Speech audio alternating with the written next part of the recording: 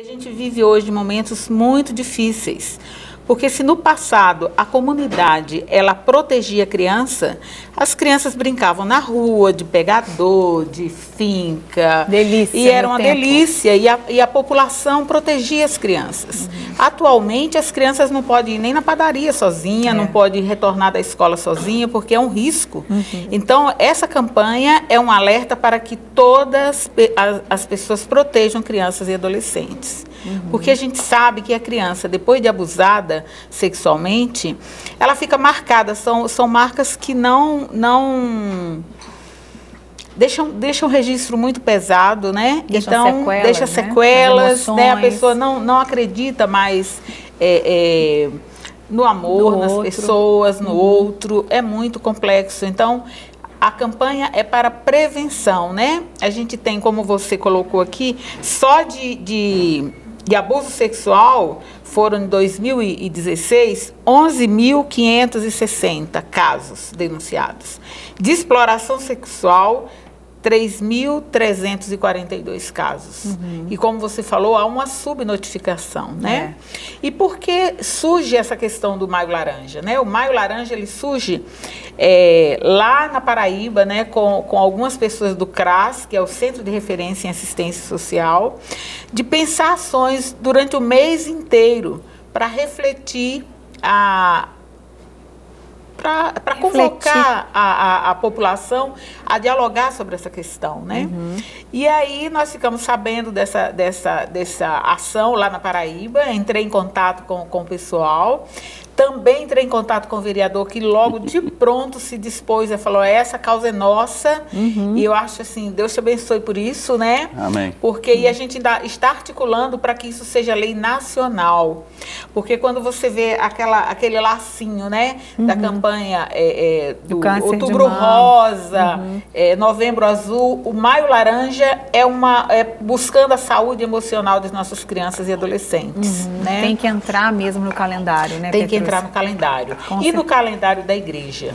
Porque a política, ou cada gestor que chega, ele conduz as campanhas de uma forma. Mas quando a igreja se envolve, quando a população se envolve, se engaja, né, é outra resposta.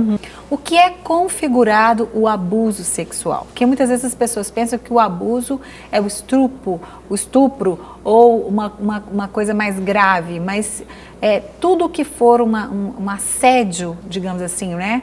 Um contato que um outro tente ter com a criança já é considerado um abuso, né? Essa é uma situação complicada em questão de prova. Uma das coisas interessantes que nós temos que entender é que 1 em cada 5 crianças sofre algum tipo de abuso. A gente acha que é simplesmente o sexual. Nós temos um abuso psicológico, nós temos o abuso emocional, que é terrível. Nós temos o abuso físico, que é agressões realmente, os maus tratos, e aí entra o sexual. O que a gente consegue identificar é a ação, ou seja, normalmente é um adulto, uma pessoa mais velha, e que tem a intenção de utilizar a outra pessoa para lhe dar prazer.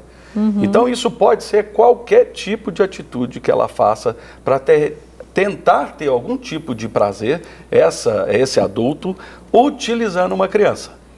E aí, desde a lascívia, seja da conversa, de falar bobagem, de contar piadas, ali ele já está abusando de uma certa forma sexualmente da criança. A criança não tem noção do que está acontecendo. E tem pessoas que têm prazer de falar bobagem, de falar pornografia. Tem gente que gosta daquela linguagem lasciva. Tem gente que gosta de passar o carinho, passar a mão. A criança não entende.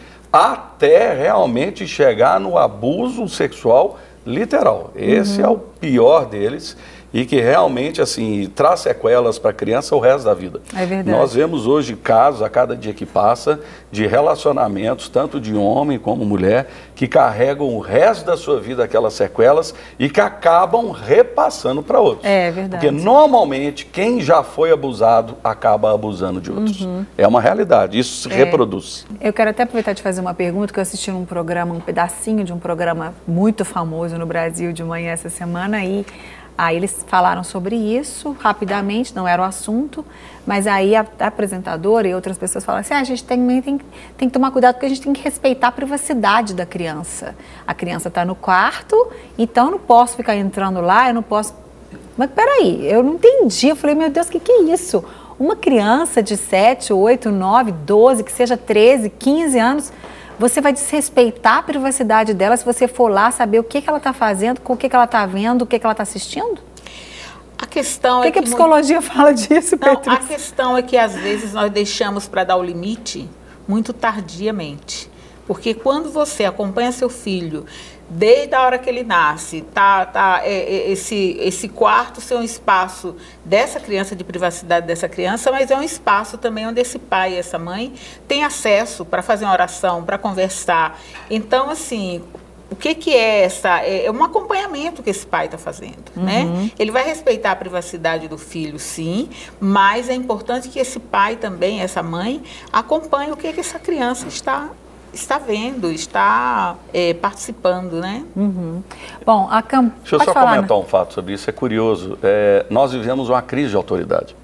E esse é um dos grandes problemas que nós temos hoje na nossa sociedade. Até o presidente da República, até o governador, se houver uma ordem judicial, a polícia vai entrar na casa dele. Não existe isso. A autoridade é autoridade. E isso muitas vezes vem esse povo destruir a autoridade. Nós aprendemos autoridade em casa com os pais, aprendemos autoridade com Deus, a gente precisa restaurar a autoridade. É verdade. Eu posso muito bem entrar, minha filha está no quarto dela, eu posso muito bem bater na porta, licença filha, mas eu entro, porque quem manda aqui sou eu. Quer dizer que você vai arrombar a porta, mas você não pode entrar, olha, eu estou pedindo, mas quem manda aqui sou eu. Ou seja, pelo amor de Deus, e ainda tem mais.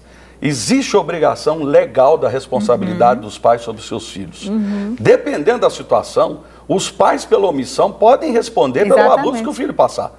Se comprovar que os pais têm consciência do que está acontecendo e ainda não buscar autoridade policial para poder proteger os seus filhos, os pais serão responsabilizados. Você tem que pensar hoje que a grande maioria das crianças que são abusadas hoje, criança ou adolescente, 85% dos casos acontece dentro de casa. Isso é terrível. É o pai, é o tio, é o primo, é o avô, é a mãe, é a irmã. Isso acontece dentro de casa, é alguém próximo, é alguém que tem intimidade dentro de casa. Então, muitas vezes, quem acaba sendo processado e incriminado são entes familiares. Então, não vem com essa conversa, não. Tem que tomar cuidado e a verdade é o seguinte, nós precisamos trazer consciência para o nosso povo. Porque você mesmo que talvez está assistindo a gente nesse momento e você sabe que alguma criança ou adolescente está sendo de alguma forma abusada ou exposta a isso, você vai ser responsabilizado um dia.